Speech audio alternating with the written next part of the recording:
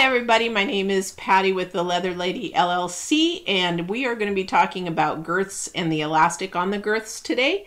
I'm going to show you what I do and how to replace them. It's probably not something that you want to do yourself. Probably want to send it to a saddle maker or somebody who does horse equipment leather repair because sometimes we have to use the machine.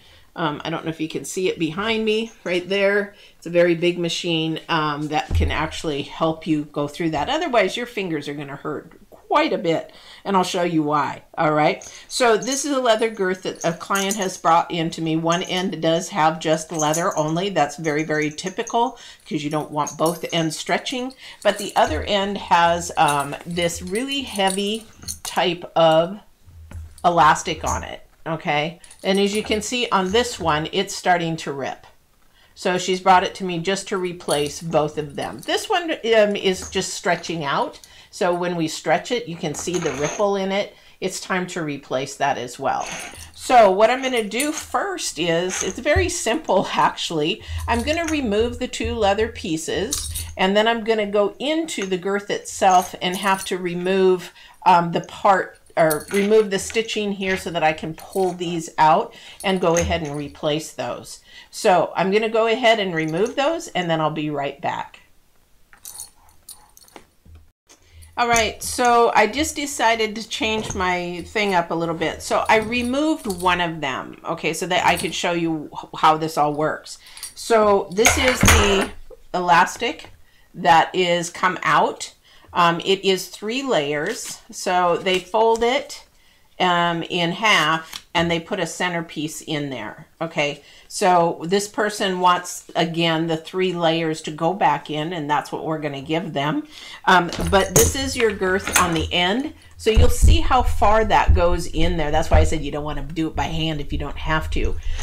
And then it actually is folded inside there. So you can see that I pulled it all the way back here is where this maker put their girths to go that far. Now, you'll find some makers that they'll just do a little bit, but most makers have about 3 inches that they go in. So the next step for me is to go ahead and remove these and then go ahead and measure the elastic, the new elastic, which for those of you that do have girths, this green one is not a very common elastic. What you'll find is you'll find these more with the lighter green and the lines. This is the elastic that I use. So if you need, I've got a lot of it. So if you need a girth repair or exchanged your elastics out, let me know. Get a hold of my channel at theleatherladyllc.com and we'll get you taken care of. So let me go ahead and finish this, and I will show you the next step, and we'll go from there.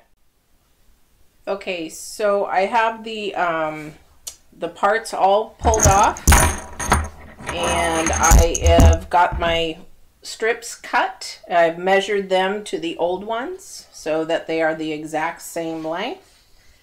And what is going to happen next is that I have glued these pieces, or I put glue on these because I need to make sure that when I am sewing that they stay in the same spot. If you don't glue, then a lot of the times, I don't need to glue both sides, I just need to glue one side so it stays in the same place. Now this is going to take a little bit to dry. So while I'm doing that, I'm going to do that with both my pieces. I let it set. I use a special, there's all different kinds of glues that you can use. You can use like rubber cement glue. You can, I use Barge. I use Barge for quite a few of my horse items. So it's a product that horse makers use.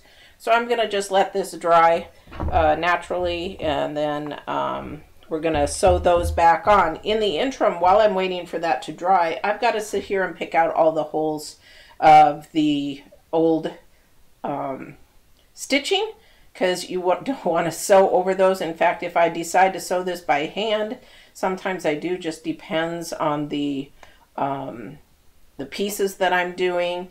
The reason why is just like, why would you sew that all by hand? Here's the issue.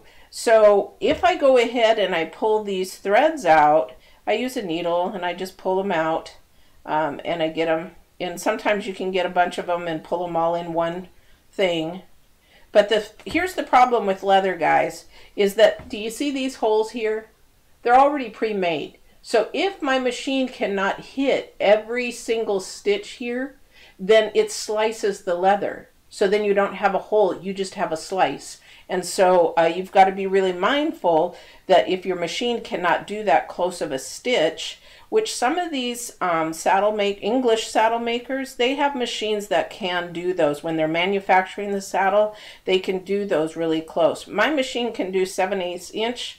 I don't know if I'll be able to do the other end. I know I'll be able to do, or the inside, but I know I can do this on the end, but I've got to make sure that my holes are actually spot on with the holes that are already pre-made. I have another video out there for Western saddle blankets that people try to sew with a machine, and then it just slices right through for your show saddle pads and such like that. This is the most time-consuming part if they don't all come undone together to get these all cleaned up. So that's what I'll be doing here for the next few minutes while everything is gluing. And then what I'll do is show you next whether I'm going to do them by hand or not. I'll decide between these videos. All right, now I've got the ends all done. I've got the elastic already. I've put the buckle on, just slid the buckle right back on there. Then I'm going to slide this on here, and I'm going to attempt to do this on my machine. I did do some tests. We have to do tests on them because the thing is that we can set these big machines to any stitch size that we need, but also too, I want to set something that looks pretty much the similar because I don't want to damage my machine. Very expensive machine. So I don't want to damage my machine. So I did some test runs of different lengths of holes and how, because I've got to remember, get it to the exact holes in order for this machine to work on that. So what I'm going to do now is I'm going to stop the video while I go ahead and sew this on, and then we will come back and I'll show you the finished product. All right. All right, so we got it all done here. My good old Texo 5100SE did it all by itself. So we've got the ends done, and then we've also got the new end put in. So it's ready to rock and roll again. And I hope you enjoyed this video. Thank you for watching. I am Patty with the Leather Lady LLC. And if you enjoyed this video, please watch more of my informative videos on theleatherladyllc.com or on my YouTube channel. Don't forget to subscribe, like, and share. Take care now.